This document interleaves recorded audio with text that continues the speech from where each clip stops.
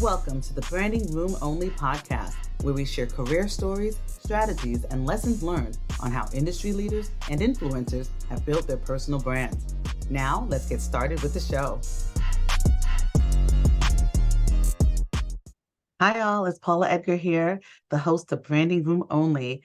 And this week, we're going to be doing something special.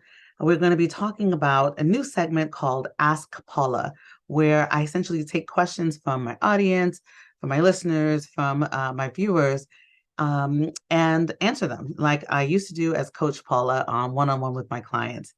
And so this week, we're going to be talking about the controversial subject of self-promotion, something that must be done, but is often challenging for people to do. And the reason why I chose this subject is I recently did a keynote speech called Shining Brightly, the Art of Self-Promotion for a group of law firm associates and general counsel, all whom were women, lawyers. And this was a special topic because obviously these folks have gotten to the echelon of their careers or were selected for this opportunity. And yet for all of us, and I include myself in that sometimes, can have a challenge when it comes to effectively and authentically self-promoting. So I'm going to start with how I started with them, which is to do a little self-promotion myself and give you some of my highlights. So as mentioned, I am Paula Edgar. I'm the founder and CEO of PGE Consulting Group, and I am the host of the Branding Room Only podcast. I am also an internationally known speaker and facilitator on a myriad of professional development and diversity, equity, and inclusion topics across industries, but with extensive experience at law firms and in corporate legal departments. In fact, last year, I presented keynote speeches and facilitated workshops for over 10,000 attendees. I'm a subject matter expert in professional development, and I have an emphasis on the soft skills that really have concrete results for my clients. In addition to that, I'm an impactful leader with the deep roots in Bar Association. I am a past president of the Metropolitan Black Bar Association, which is New York State's largest Black bar. And I am a current officer in the New York City Bar Association, which has 26,000 members strong. I'm also a thought leader and very sought after. I currently sit on 6 nonprofit boards, and I was recently appointed as one of 12 commissioners on the American Bar Association's Commission on Women in the Legal Profession. In addition to all of those things, I'm an award-winning attorney, a fun sidekick, an excellent dancer, a savvy selfie expert, and a past contestant and winner on Wheel of Fortune. My name is Paula Edgar. You're welcome. So that is how I started the presentation, essentially showing the participants the bragginess of self-promotion that we all sort of cringe on. And so I did that as a, number one, to remind you who I am and what I have done, but also to show you what we kind of think in our minds when we think about self-promotion. But truthfully, great self-promotion, effective self-promotion is really thinking about the skill set that you have and how to infuse it into the opportunities that you may have effectively without necessarily seeming braggy. So in that same presentation, what I did was I talked about the difference in impact for women and men when it comes to this. So the reason why self-promotion tends to be challenging and women tend not to want to do it, and I will also include other underrepresented groups, is that societally that has not been an open sort of door for us, right? It's been a place where people have essentially said, you should not be able to do this because of the role that you're in. And specifically for women lawyers, that has been the case because of the patriarchy, right? Because of the ways in which our society is built, that women were not looked at as equal and equity did not exist. And it still does not to this day, right? And so that also shows up when it comes to expectations on how people will talk about themselves, women will talk about themselves. So let's keep going. Let's go ahead and get, let's get started about this. So a couple of things. Challenges when it comes to self-promotion also have shown up because of biases, right? And one bias in particular that we have to navigate, in addition to sort of gender bias generally, is a bias that we have in terms of expectations of how women and underrepresented groups show up, right? And so if the expectation is you're going to be X and you don't, then it triggers all of our biases. It triggers in the way that which we expect people to present, and that can challenge our effectiveness in navigating in organizations and other places that we want to have impact. So I have about 10 questions here today that I'm going to answer. And we're going to start with the first one, which we've already really started to get into. The first question is, how do you self-promote without bragging? So I will say this. Sometimes I think it's okay to brag, but I know that there are societal and cultural challenges in that space. So it really is thinking about the core pieces of how self-promotion works. We often think that self-promotion only shows up in the form of bragging, but I have a 4-part way that I think about self-promotion, which is number one, you can do it yourself, right? So you can say all the things I just said, right? My elevator pitch is telling you all the things that you need to know about me and the value proposition that I have and the accolades and skill set that I have accomplished. That's one. I can also have it that I promote other people, right? So I can promote myself, I can promote other people. Why is that also self-promotion? Because you can do it in the form of we as opposed to I, right? So say someone is talking at a cocktail party about, what is it that you do? Well, I'm a part of a team that has X impact and does X thing. And I'm so happy to have had the individual opportunity to do Y, right? So that you are incorporating, you're starting with the we, and then you're slipping in the I in there in order to not seem so much I in your interaction, which can often be off-putting and thought of as bragging by some. The other thing is you can ask others to promote you, right? So it's still self-promotion because you are the one who is still driving it.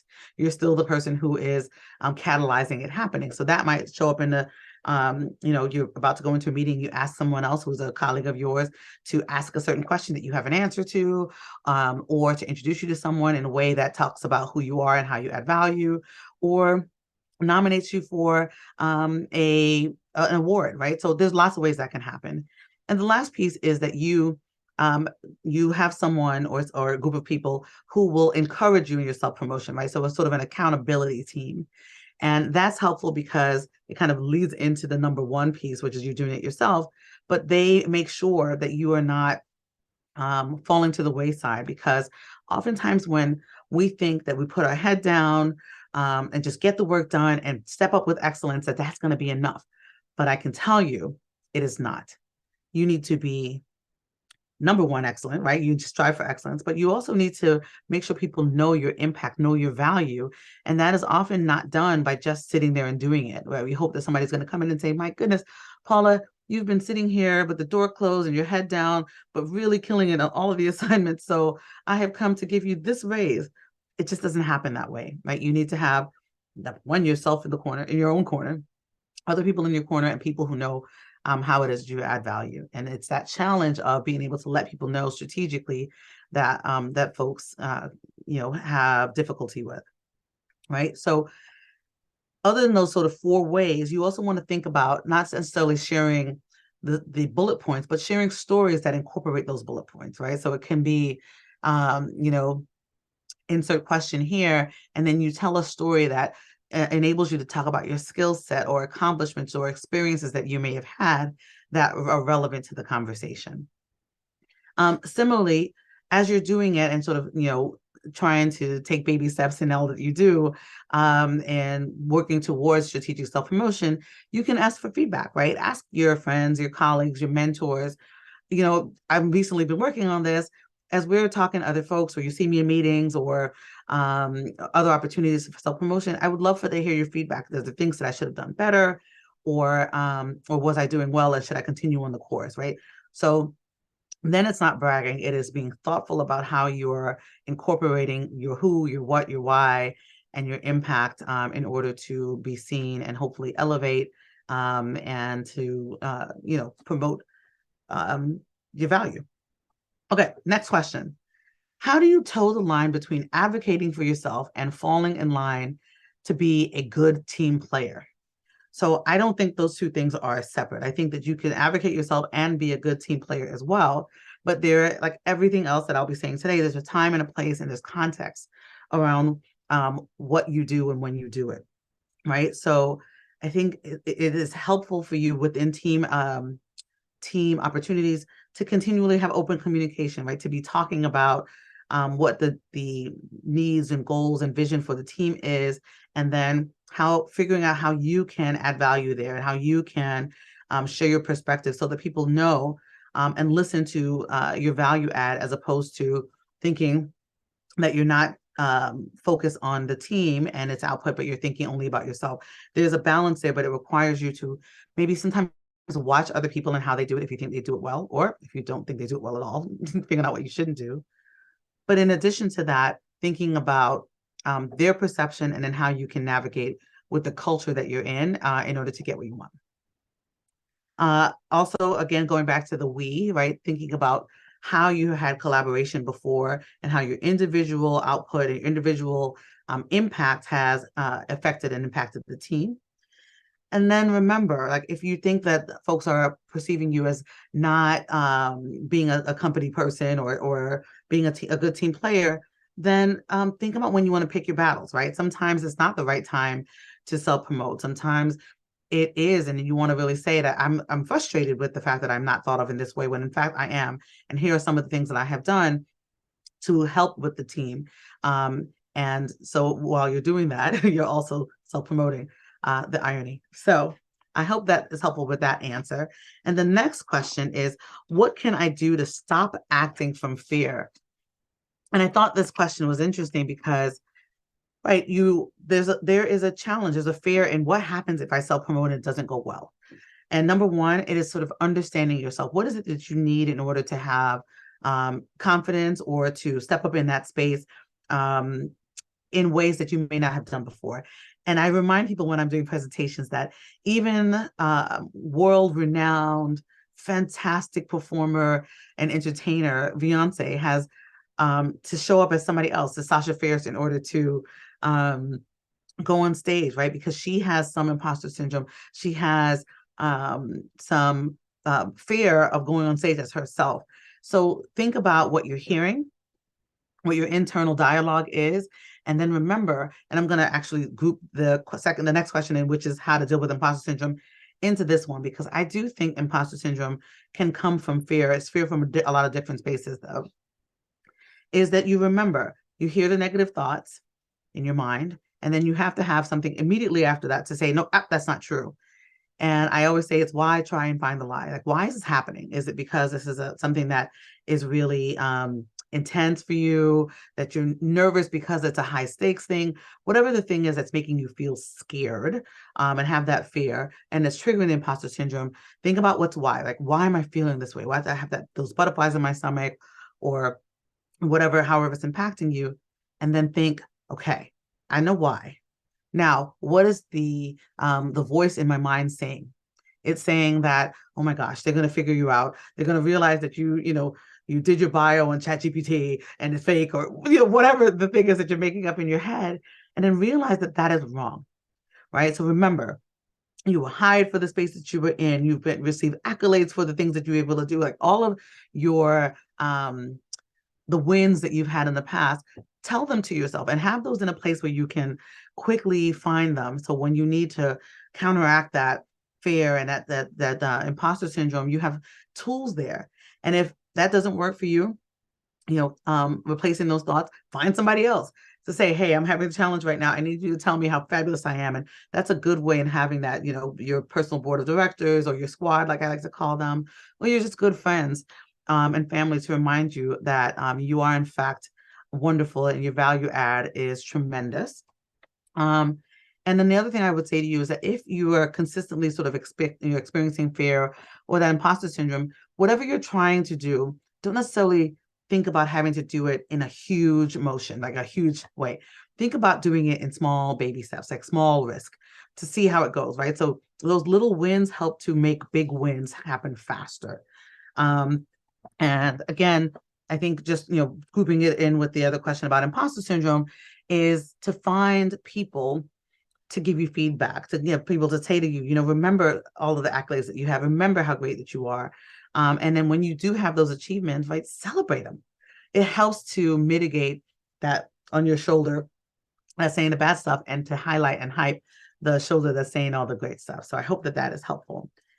The next question is, I find that the hardest part about doing it, referring to self-promotion, is doing it in a way that's authentic to me. So how do you know what's authentic to you? I mean, the key to authenticity is knowing what your value is, what your values are, I should say, and also what you don't want to do, what your sort of hard no's are.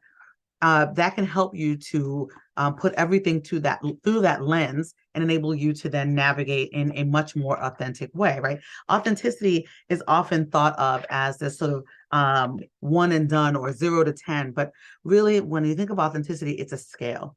In some places, you can be fully authentic as soon as you are in the space, and most spaces, though, you are towards the earlier end of the scale, which is like, I'm going to put baby steps in to kind of see how I can navigate. And as I become more comfortable, as I become more able to bring my full self, then I know that my authenticity is continuing to tick onto, being more towards, on a scale of 1 to 10, more towards 10 than that 1.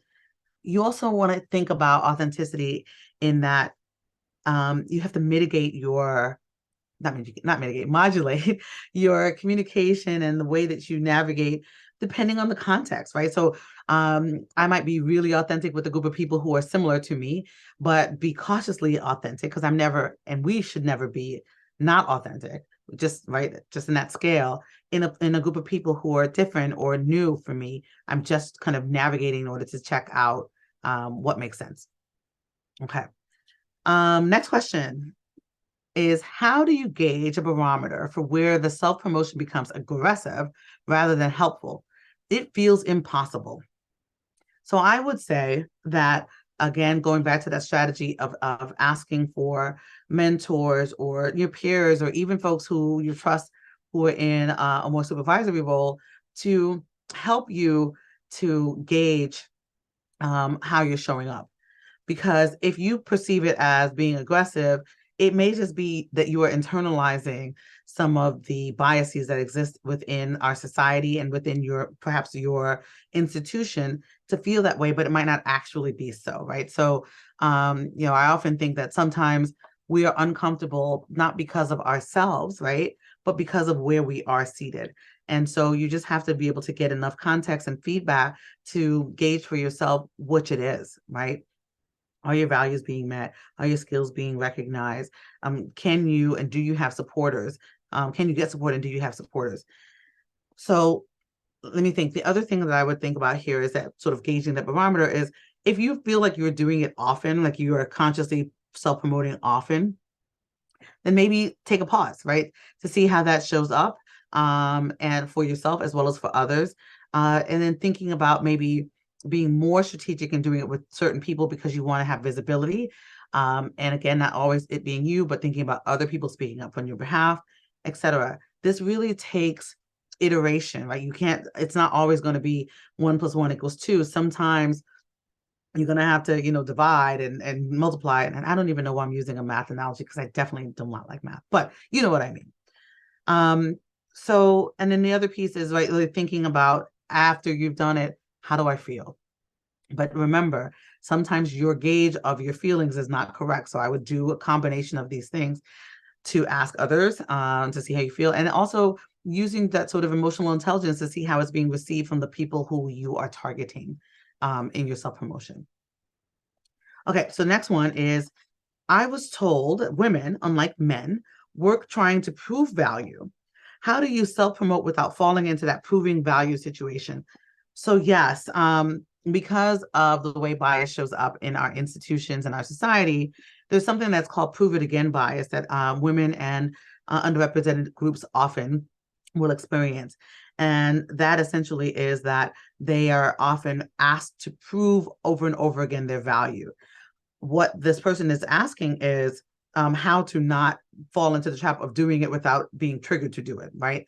That we not internalizing the need to continue to be like, I'm the best thing, or I know how to do this, because society has questioned your worth and your value. So I don't think it is often is having to repeat, but it is when you're having the opportunity to self-promote, again, strategically, lead with the ways you contributed, right? Think about how you've had tangible impact and and been able to shift, towards whatever the vision and mission is for your team or your boss or your individual rather than thinking about having to validate your value or worth, right? You're going to say that these are the things that I've done, which show your value and worth, as opposed to being like, I promise you, I'm great. I'm great because I've done these things. No, you're going to really talk about the impact, which lessens your need to be able to say, hey, I know that you might be questioning it, but here's the things. Like, you're just doing it automatically. And I think this also shows up with thinking about confidence. And confidence is hard to instill in someone, right? Like, you can't say, okay, now I know you had a bad day yesterday, but now you got to be confident. And the way that I encourage people to do it is to find folks who do it well and try your best within your own authentic way to emulate some of the things that they do, but also, coach yourself, right? So I would often have some of my clients, when I was coaching individuals, to go into the mirror and say 10 things about themselves that they really thought they did well. And I can tell you that it is a challenging thing for folks to do, because we are taught to make ourselves small as women and people of color and other underrepresented groups. And so even with ourselves, even in a mirror, it can be hard to actually say, you know what, here are the things that I have done. Of course, I have value, and do it in a confident way. And so it takes practice. And anything that you want to do well takes practice. And anything that you want to elevate and solidify in your skill set, it can be helped by a coach. And so before I move on, I want to tell you that I recommend strongly utilizing coaches in order to help to up your professional and personal game. So if any of you are looking for a coach, I have a list of coaches who have been recommended to me because people have worked with them on my website. If you go to paulaedgar.com /resources, you will see that list there. Similarly, if you have a coach that you want to recommend, or if you yourself are a coach that you'd like to be added to that list, please let me know. I want you to have the opportunity to connect with each other. So please do go ahead and do that. Okay. Let's see. Our next question is, how do we deal with passive aggressive criticism or getting denied further opportunities instead of receiving clear criticism? So perhaps I'm going to make this into a full Ask Paula later on feedback, but I will say regarding self-promotion and this passive aggression is that passive aggressiveness happens when people are uncomfortable with your self-promotion or your assertiveness. Now, what I said during the session that I did for the women attorneys, and I say often, is this: we are sort of damned if we do, right? Because we are impacted by bias if we are assertive and show up in ways that men often are not challenged by. And we're damned if we don't, because if we put our heads down and hope that we are recognized, then we aren't recognized, and then we end up in the same place of not being able to elevate and have impact within our workspaces. So if it's damned if you do and damned if you don't, then you damn well better do. That is what I say. Feel free to quote me on that one. I just think that if we're going to be challenged either way, then it better be the challenge that you get by doing it versus the challenge that you get when you don't. So going back to passive aggression often shows up from people when they don't want to be obviously direct, and they are challenged by actions or words and statements that you have made, and they don't know how to interact with it. The way to navigate passive aggression is through direct and open dialogue. To just essentially say, I feel as if there's something that you might want to say to me, and I'd love to have a conversation about it.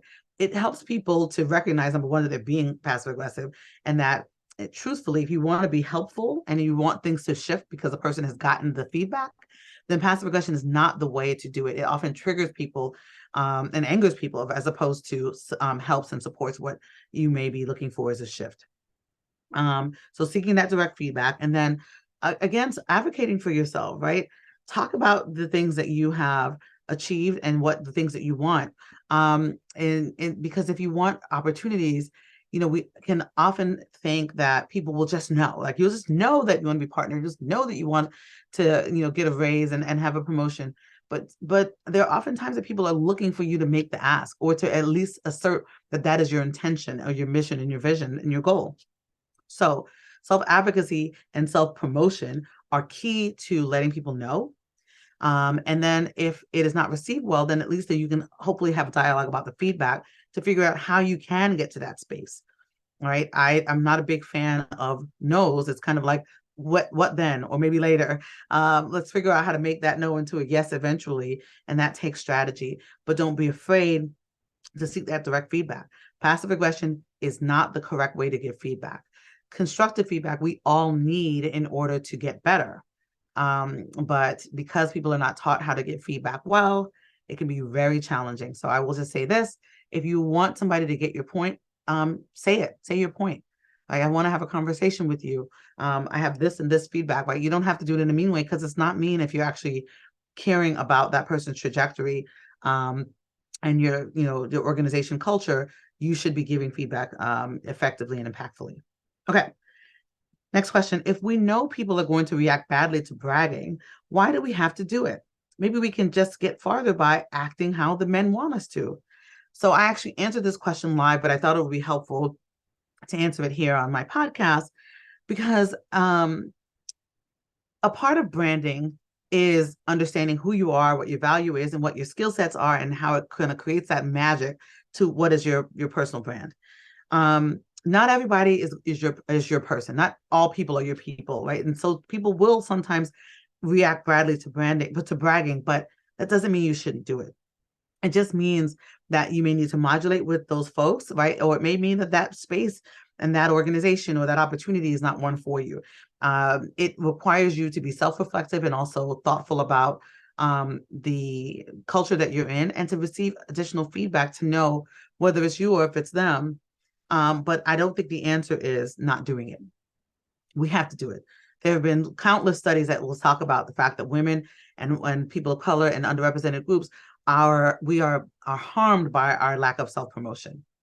We are harmed by the fact that we expect people to just find us as opposed to letting them know. We are harmed by the perception that self-promotion is only bragging, when in fact you can self-promote strategically and in multiple ways, like I talked about at the beginning of our conversation, and still get it done. So if I tell you nothing else today, there's not an option here. You have to figure out how to do it, but it's doing it. So not thinking of it as not doing it because that's what's wanted. I don't think that's what it's not. I don't think. I know I don't want you to do that.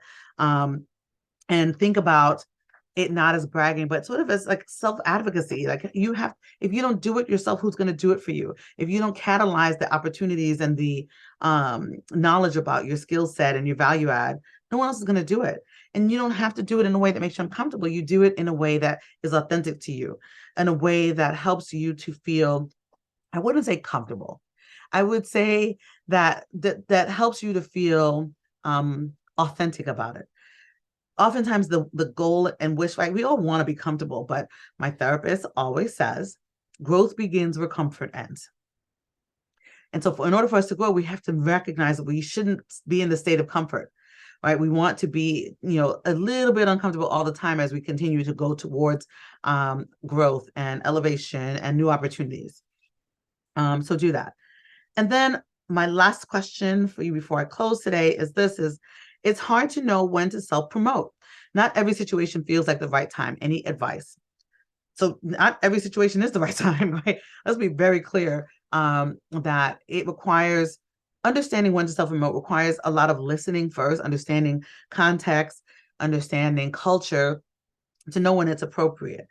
Don't make that decision on your own, right? Ask others, have that in as part of your conversation with people who you trust. And also, try, and the times in which those attempts don't necessarily go the way you want, you are learning. Every opportunity is not failure. Every mistake is not failure. It is learning. It's the opportunity for you to get, okay, I'm going to do this differently next time. It's never, and I repeat, it is never not doing it. So you need to figure out, the context. When are you doing it? Is it in conversations at group meetings? Is it always with the same person and that person is tired of hearing you? Is it in your performance review and evaluation? In all of those, there's opportunity, but you want to decide what, when, and sort of what that scale is that you want to interact and interject some of those self-promotion points that can be helpful to your elevation. Again, it is making sure you do it. It is make sure you're listening so that you understand what is appropriate. It is using that emotional intelligence that I wish everyone had, but we all don't have it. It's another skill we have to sort of gain. And asking for feedback when you do it and you maybe think to yourself that it didn't go well, or I want to see how it went. Ask others who you trust, mentors, colleagues, and then you'll have an understanding of when the right time is. I will say a good opportunity to self-promote always exists when you're doing your elevator pitch, right? And so in my trainings and my keynotes, I do talk about my strategy for giving an elevator pitch. And to be able to kind of say, what is your value proposition, and to weave it into conversations. Okay, so that is the end of my first round of Ask Paula's for the Branding Room Only podcast. So you will be seeing that on the website as well as in my newsletter, which if you haven't signed up for my newsletter, I hope you do that too. It's also on paulaedgar.com. There will be an opportunity, a link for you to submit questions as we go forward, and I will just answer them. And it doesn't always have to be on one theme. So if you just have a question about personal branding or networking, relationship building, or self-promotion, or diversity, equity, inclusion across the spectrum, or professional development, soft skills, just generally, throw it at me and let's see. And we will take the time, maybe once a month or once every 2 months, to do an Ask Paula segment. And I look forward to hearing what your thoughts are about this Ask Paula segment, and also wanted to hear if you have other answers to some of the questions. I'm happy to incorporate some of your answers. So if you think, oh, well, Paula, I would have added these things, let me know. I don't think that I am the expert, but I definitely am an expert in some of these spaces. With that being said, make sure you share the podcast, you listen and you share, well, you've done listening already, and you share the podcast, and connect with me on social media. I love to live on LinkedIn and on Instagram. And have a wonderful rest of your day. And remember, the branding room is yours. Let's do this together. Bye.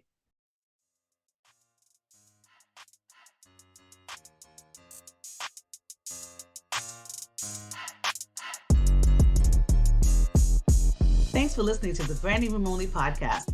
We'll see you again next time, and be sure to hit subscribe to get future episodes.